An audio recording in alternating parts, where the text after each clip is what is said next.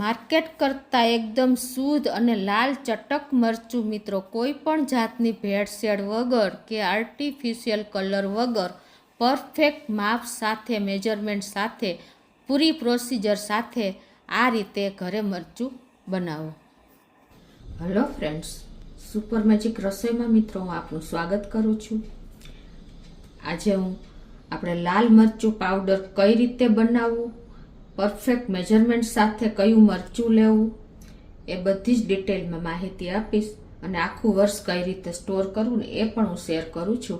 ગમે તો લાઈક કરજો, શેર કરજો અને નવા મિત્રો સબસ્ક્રાઈબ કરવાનું તો બિલકુલ ના ભૂલતા. બાજુમાં રહેલ બેલ આઇકનને પણ પ્રેસ કરજો, જેથી કરીને લેટેસ્ટ વિડીયોની માહિતી તમને ડેઈલી મળતી રહે. અને બાજુમાં રહેલા હાઈપ બટનને પણ પ્રેસ કરજો, જેથી કરીને અમુક પોઈન્ટ્સ અમને મળતા રહે.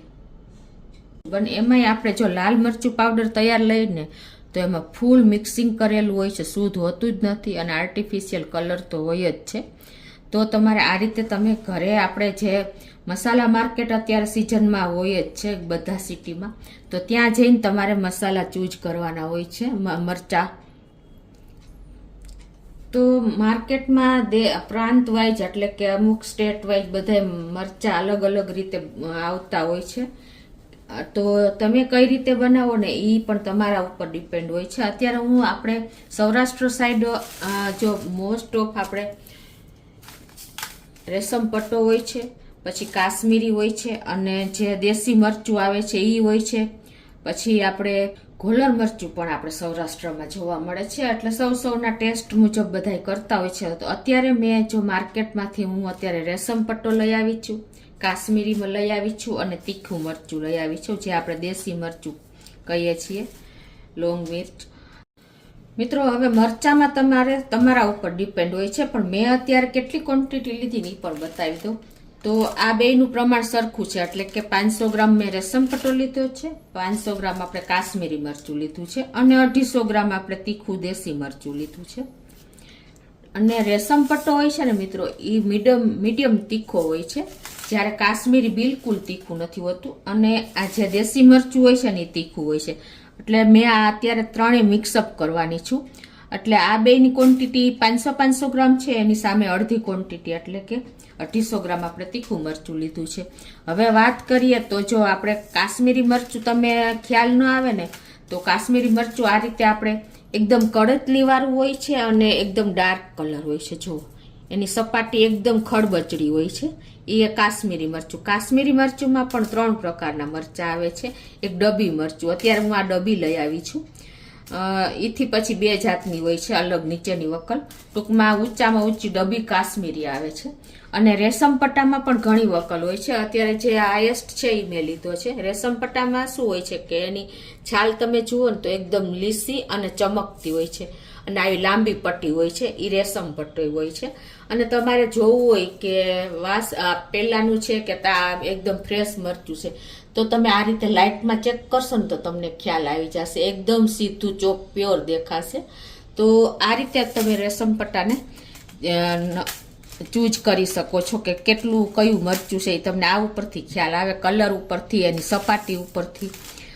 અને આપણે જે દેશી મરચું હોય છે ને એકદમ જો આવા લાંબા મરચા અને તીખા મરચા હોય છે, આ સિંગલ પટ્ટી જેવું લાગે. એટલે આ રીતે તમે મરચાને ઓળખી શકશો માર્કેટમાં લેવા જાઓ ને તો. તો હવે આપણે આમાંથી લાલ મરચું પાવડર બનાવી છે ઘરે જ, એ પણ.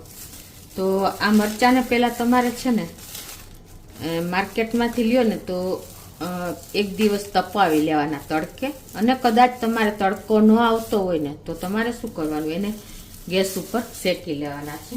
માટે તમારે ગેસ ઓન કરી અને પહેલાં વાસણને તપાવી લેવાનું છે.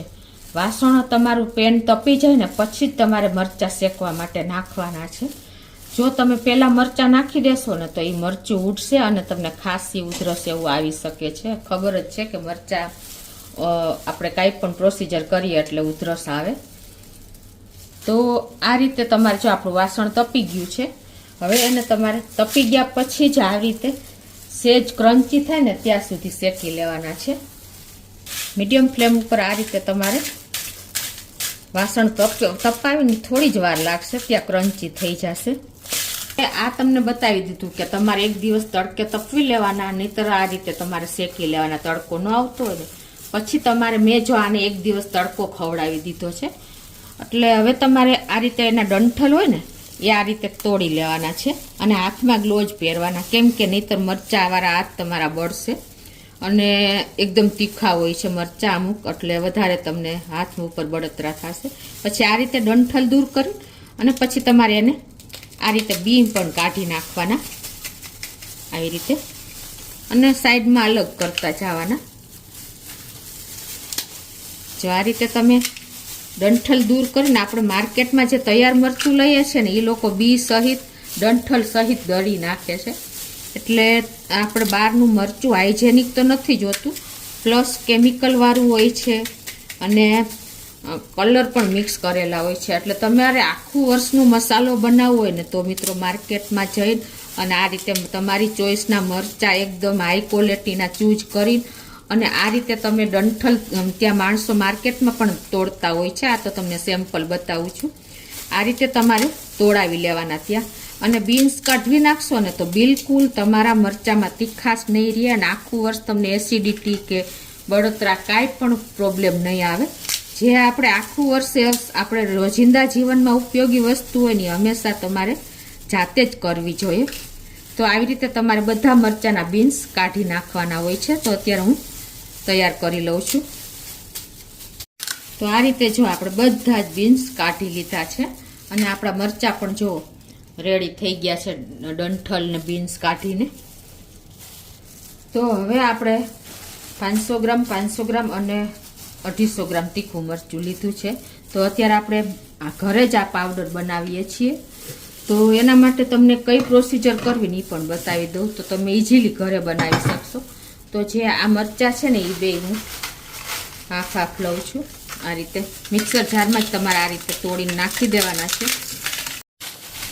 એ જ રીતે આપણે બીજા કાશ્મીરી અડધા નાખી દે. એટલે આપણે એને પ્રેસ કરવાના, થોડાક આખું નથી ભરવાનું. અને આપણે એના બેથી એના અડધા આપણે આ તીખું મરચું નાખી દઈશું. અને હવે આ મરચાં ન ઉડે ને એટલા માટે આપણે શું કરવાનું છે કે એમાં મીઠું અને તેલ નાખી દઈશું. રીતે આપણે આ એક મિક્સર જાર મારે મોટું છે એટલે 1 ટેબલ સ્પૂન જેવું તેલ નાખી દઉં છું. સિંગ તેલ છે આ.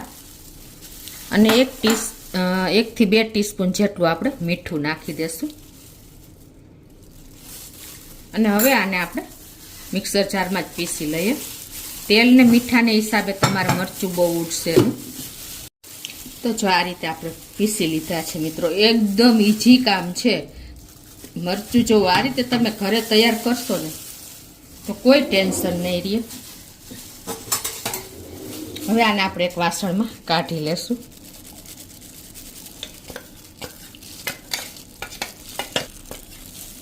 તો આ રીતે તમે આપણે તેલ મીઠું નાખ્યું હતું ને એટલે બિલકુલ ઉડ્યું નથી અને પાવડર પણ સરસ તૈયાર થઈ ગયો છે, કેમ કે આપણે મરચાંને તપવી લીધા હતા એક દિવસ.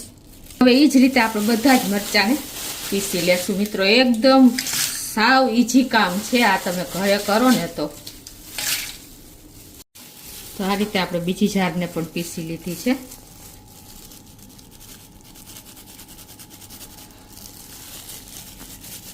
આ રીતે આપણે પીસી લેશું. અને કદાચ તમને ઉડે ને તો તમારે મોઢે બાંધી લેવાનું રૂમાલ કે આપણે કાંઈ પણ. હવે મિત્રો જો આપણે આ મરચાં પીસાઈ ગયા છે અને તળીએ જુઓ તો પણ આટલા બી મેં આમ એકદમ આવી રીતે હલાવીને લીધા ને તો પણ આટલા બી નીકળ્યા ને એક્સ્ટ્રા આ બી નીકળ્યા. એટલે તમે મરચું તોડ્યું હશે ને 2 ભાગ કરીને તો પણ બી રહી જાય છે. તો તમે આ રીતે સેજ ભાંગીને લેશો ને તો એક્સ્ટ્રા બી નીકળશે. આ બધા આપણા હેલ્થ માટે નુકસાન છે. તો મિત્રો ઘરે મરચું કરવાનો બેનિફિટ એ જ છે કે ટોટલી બી નીકળી જાય છે. તો આ રીતે જો આપણે બધો મરચું પાવડર દળી લીધો છે.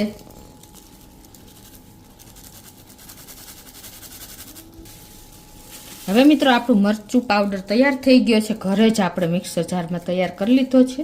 અને હવે એમાં આપણે જો તમે આવી રીતે કેસ્ટર ઓઇલ એટલે કે એરંડિયું દેશો ને તો તમારું મરચું પાવડર આખો વરસ કલર પણ નહીં બદલે, એવો ને એવો કલર રહેશે અને તમારું મરચું પણ નહીં બગડે. તો અત્યારે હું કેસ્ટર ઓઇલ 2 થી 4 ટેબલ સ્પૂન જેવું લઉં છું અને એક તપેલીમાં લઈ લઉં છું. એને આપણે થોડું ગરમ કરી લેશું, કેમ કે જાડું હોય છે એટલે પાતળું કરવા માટે આપણે થોડું ગરમ કરશું ને તો પાતળું થઈ જશે. પછી ઠંડુ કરીને પછી આપણે મરચું પાવડરમાં લગાવશું. ફૂલ ફ્લેમે આપણે થોડુંક ગરમ કરશું. આપણું આ દિવેલ ગરમ થઈ ગયું, ગેસ બંધ કરી દઉં છું ને એને ઠંડુ કરી લેશું. તેલ ઠંડુ થઈ ગયું છે એને આપણે આ રીતે જ મસાલામાં તમને ટ્રીક બતાવું છું. ઘણા લોકો છે ને ચારીને પછી તેલ આપે છે, એટલે કે દિવેલ એટલે કે એરંડિયું આપે છે, પણ તમે ડાયરેક્ટ આ રીતે જ પહેલાં એરંડિયું આપી દેવાનું. તો આપણે જેટલું ટૂંકમાં એરંડિયું નાખીને 2 ટેબલથી 3-4 ટેબલ સ્પૂન જેટલું આ રીતે આપણે પહેલાં દઈ દેવાનું છે. લાલ મરચું પાવડર બનાવ્યું ને એમાં જ. તો આ રીતે જો આપણે ગ્લોઝ પહેરીને જ તમારે આ મરચું પાવડરને દિવેલ કરવાનું છે. આવી રીતે તમે એક હાથે કરશો ને તો પણ ચાલશે, કેમ કે આપણે પહેલાં જ દિવેલ લગાવ્યું છે. હવે આને આપણે ચારવાનું. એનું કારણ શું છે ખબર છે તમને? કે તમે આ રીતે એક વખત દિવેલ લગાવીને તમારે 2 હાથની જરૂર પણ નહીં પડે. જુઓ એકદમ સરસ દિવેલ લગાવાઈ ગયું છે. અત્યારે તમે મરચાંનો કલર જુઓ મિત્રો, લાલ ચટાક આવ્યો છે ને એકદમ. હવે આને તમારે દિવેલ દીધા પછી તમારે જારો લેવાનો છે આ રીતે, અને હવે આમાં તમારે નાખીને ચાળી લેવાનું છે. એટલે શું થશે કે તમારું દિવેલ એક સરખું જ થઈ જશે. જો આવી રીતે તમારે ચાળતા જશો ને એટલે તમારું દિવેલ એક સરખું જ થઈ જશે. બધાય મરચામાં તમારે 2 હાથ નહીં લેવા પડે અને ઈઝી પણ પડશે તમને. આ રીતે તમે ચાળી લેશો ને તો આ રીતે જો આપણે એને મોટા વાસણમાં હું ચાળતી જાઉં છું એટલે બહુ વાંધો ન આવે. અને તમારે ઉડે નહીં એટલા માટે ચમચો કે આવી રીતે હાથ ફેરવો ને તો વાંધો નહીં આવે, કેમ કે આપણે એરંડિયું દઈને ચારીએ છીએ એટલે ઉડશે નહીં બિલકુલ. એટલે આ રીતે ચારી પછી તમારે જે આ મરચાંની પાંદડી વધે ને એને તમે પીઝા આપણે ચીલી ફ્લેક્સ તરીકે પણ ઉપયોગ કરી શકો છો, અને પીસીને તમે એને પાછો પાવડર પણ બનાવી શકો છો. પ્લસ તમે ડાયરેક્ટ એને લસણવાળી ચટણી બનાવી અને એનામાં પણ તમે ઉપયોગ કરી શકો છો. તો આ રીતે આપણે એને અલગ લઈ લેશું. તો આ રીતે જો આપણે મરચાંને ચાળી લીધું છે. તો અત્યારે હું બીજા સ્ટીલના વાસણમાં લઈ લઉં છું. તો જો વજન કર્યો ને તો અત્યારે 1 કિલો ને 200 ગ્રામ જેવો વજન થયો છે. આપણે 1.25 કિલો મરચું હતું ને એમાંથી. તો મિત્રો હવે આપણે આને બરણીમાં ભરી લેશું. તમારે બરણીને પણ જો એકદમ સાફ કરી અને તડકે તપવી લેવાની છે. બને ત્યાં સુધી કાચની બરણીમાં ભરો ને તો બેસ્ટ છે, કેમ કે એરટાઈટ બરણી હશે ને તો તમારું મરચાંને કોઈ ચાન્સીસ જ નહીં રહે અંદર એર જવાની. એટલે આ રીતે મેં ધોઈને અને તડકે તપવી લીધી છે. હવે એને આપણે આ રીતે પાવડર ભરતા જાશું બરણીમાં.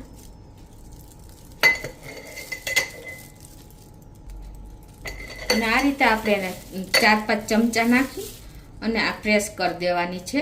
આવી રીતે આમ તમે ચમચેથી જ પ્રેસ કરતું જવાનું. એટલે શું થશે કે વચ્ચે એર ન જઈ શકે, ફીટ આપ ટાઈટ થઈ જશે ને ચમચેથી બરણીમાં. મરચું દબાવીને તમે ભરો ને તો ક્યારેય તમારા મરચાંમાં હવા નહીં જાય અને બગડવાના બિલકુલ ચાન્સ નહીં રહે. હવે આપણે આવી રીતે એક થર કરી લઈએ ને, મોટો થર. ટૂંકમાં આપણે આ બરણીમાં 3 થર કરવાના હોય. આવી રીતે તમે પ્રેસ કરીને અને એક થર કરી લો. પછી તમારે આખું મીઠું નાખવું હોય ને, ગાંગડા મીઠું આવે છે ને, એ તમે નાખી શકો છો 2 થી 3 પીસ. પણ અત્યારે હું કાંઈ એડ નથી કરતી. પણ આ રીતે તમે મરચાંને આખું વર્ષ સ્ટોર કરી શકો છો. આ રીતે પ્રેસ કરતું જવાનું અને બરણી ફૂલ ભરી લેવાની છે. તો આ રીતે જો આપણે મરચું દાબીને બરણી ભરી લીધી છે અને એને આ રીતે તમે એરટાઈટ ઢાંકણું ઢાંકીને અને પેક કરીને તમે આખું વર્ષ સ્ટોર કરી શકો છો. બિલકુલ બગડવાના ચાન્સીસ નથી.